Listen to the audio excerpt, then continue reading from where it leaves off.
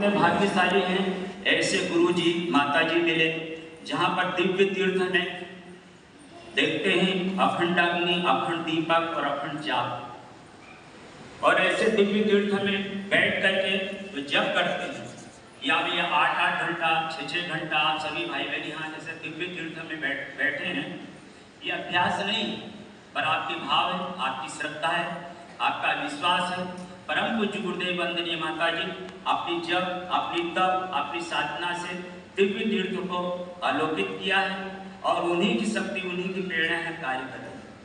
आप हम तो केवल एक निमित्त माध्यम है, पर भाव और श्रद्धा बहुत कुछ कर पाते हैं। जगह का, स्थान का बड़ा महत्व होता है। यही कार्य आप यहाँ कर रहे हैं, कभी घर में करते तो ये स्थान वहाँ, यहाँ जो 8 घंटा बैठ रहे हैं वहाँ नहीं बैठ पाते। तो जगह का बड़ा महत्व है। थोड़ी देर के लिए स्थान के बारे में, जगह का बारे में थोड़ा सा चिंतन करें, मनन करें। अभी कभी चौराहे पर चले जाएं तो वहाँ पर कितना प्रदूषण, वातावरण विपरीत रहेगा। थोड़ी देर के लिए थोड़ा चिंतन करें। कभी शमशान घाट में चले जाएं तो शमशान घाट में 1 घंटा 2 घंटा कोई रह लें, उसके बाद में हर व्यक्ति के अंदर ये भाव आ जाएगा, उस वातावरण में रहने वाला व्यक्ति यही कहेगा कि संसार तो निरस्त है, भिन्न है, कुछ नहीं है, बस हर व्यक्ति को एक दिन यहाँ पर आना है और इसी गति, इसी परिस्थिति से संसार से जाना है। ये क्या है? शमशान वैराग्य, ये वातावरण का प्रभाव है। वहाँ पर जब तक आदमी रहता है उसका प्रभाव पड़ता है। आप ऐसे दिव्य वातावरण में आप हम बैठे हुए हैं, यहाँ पर जब तक है उसका प्रभाव आपको महसूस होगा, पर यहाँ से कभी बाहर हो जाए तो उस वातावरण का अलग प्रभाव होगा। एक स्थान है मेरठ, उसी स्थान पर एक बार श्रवण कुमार अपने माता पिता की कावड़ लेकर के जा रहे थे, और रास्ते में एक स्थान जो मेरठ है, उसी स्थान पर एक बक्कासुर नाम का कोई राक्षस था, उसने अपने माता पिता की हत्या कर दी।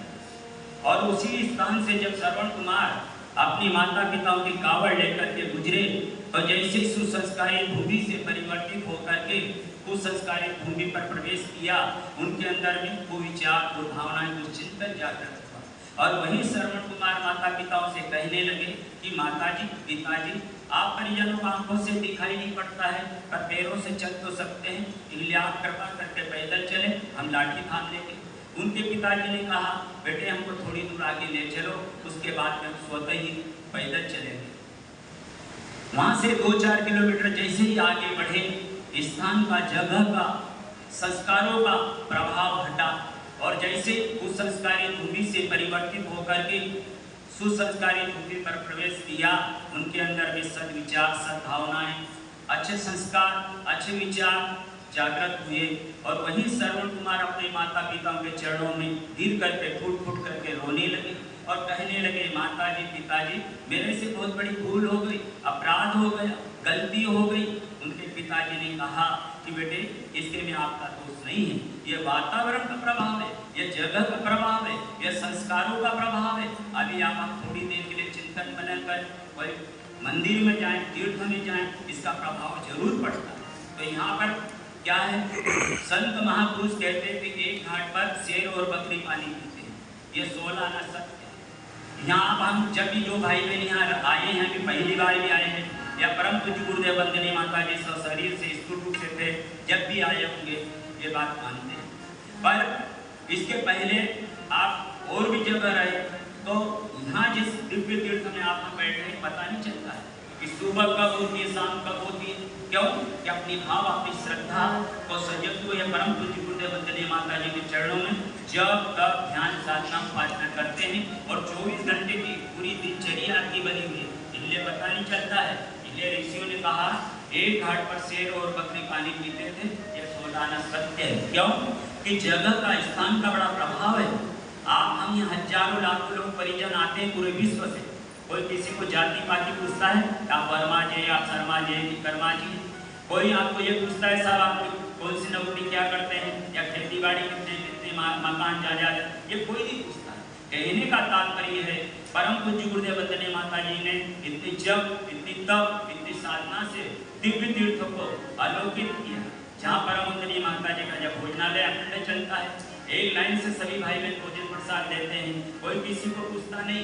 हो सकता है किसी जन्म में आप कोई बकरी बने हो, कोई शेर बना हो, पर इस जन्म में साधक बन के आए, मनुष्य बन के, इंसान बन के आए, कोई किसी को पूछता नहीं। कहने का तात्पर्य भाई और बहनों, वातावरण का और जगह का और स्थान का बड़ा प्रभाव पड़ता था। एक पोता था, उसके 2 बच्चे थे। दुर्भाग्यवश एक बच्चा जो था वो कसाई की दुकान पर चला गया और दूसरा बच्चा दुर्भाग्यवश कसाई की दुकान में पहुंचा और पहला जो दूसरा बच्चा था वो सत्य की कुटिया में चला गया। योग सहयोग से जगह का, स्थान का, वातावरण का बड़ा प्रभाव पड़ता है, आप हम सब जानते हैं। तो जैसे एक बार राजा साहब की सवारी निकली, तो जैसे ही कसाई की दुकान के पास पहुंचे, तो जो कसाई की दुकान पर जो तोता था वो बोलता था, राजा साहब आ रहे हैं, मार दो काट दो खा जाओ। राजा साहब आ रहे हैं, मार दो काट दो खा जाओ। इस बात को सुनकर के राजा साहब को बड़ा गुस्सा आया, क्रोध आया और कहने लगे, मंत्री जी इस तोते की गर्दन उड़ा। मंत्री जी ने कहा, देखो राजा साहब, ये तो पक्षी कसाई की दुकान पर रहता है, वहाँ का वातावरण जैसे वैसे ही बोलता है, वैसे ही चिंतन करता है और उसी के वातावरण का इसको प्रभाव पड़ा है। अब ये बात को सुनकर के राजा साहब को मंत्री जी ने बता दिया, समझा दिया। वहाँ से वो थोड़ा आगे गए तो संत की कुटिया में जो तोता था वो बोलता था, राजा साहब आ रहे हैं, स्वागत करो, सत्कार करो, माला पहनाओ। राजा साहब आ रहे हैं, स्वागत करो, सत्कार करो, माला पहनाओ। इस बात को सुनकर के राजा साहब हृदय से गदगद हो गए, खुश हो गए, प्रसन्न हो गए और कहने लगे, मंत्री जी इस तोते की चोंच को सोने से बढ़वा दो। तो मंत्री जी ने कहा, देखो राजा साहब, एक तोता था, उसके 2 बच्चे और एक का दुर्भाग्यवश कसाई की दुकान पहुंचा और एक का सौभाग्यवश संत की दुकान पहुंचा। ये वातावरण का, जगह का प्रभाव है। तो संत और वातावरण का, जगह का प्रभाव के कहने का तात्पर्य भाई और बहनों, यहाँ पर हजारों लोग आते हैं, जाते हैं, पर हजारों लाखों करोड़ों में से जिनके ऊपर परमात्मा की गुरु की कृपा होती है, जिनके ऊपर पूर्वजों का आशीर्वाद होते हैं, जिनके कई जन्मों के पुण्य उदय होते हैं, अच्छे संस्कार जगते हैं, जब ऐसे दिव्य तीर्थ में आने का सौभाग्य प्राप्त होता है, तो ऐसे दिव्य तीर्थ में वातावरण का, जगह का बड़ा प्रभाव तो होता ही है। तो यहाँ पर जो आप हम आए हैं, आप हम आए नहीं, आप हमको बुलाया गया है और यहाँ पर आप सभी भाई बहन जो भी आए हैं, नौकरी, सर्विस, घर परिवार का कार्य छोड़ के आए हैं, निश्चित रूप से गुरुदेव माता जी का अनुदान वरदान आप लेके जाएंगे। अगले क्रम में गीत सुने। रंग बसंती प्रभा केसरी शांति गोविंद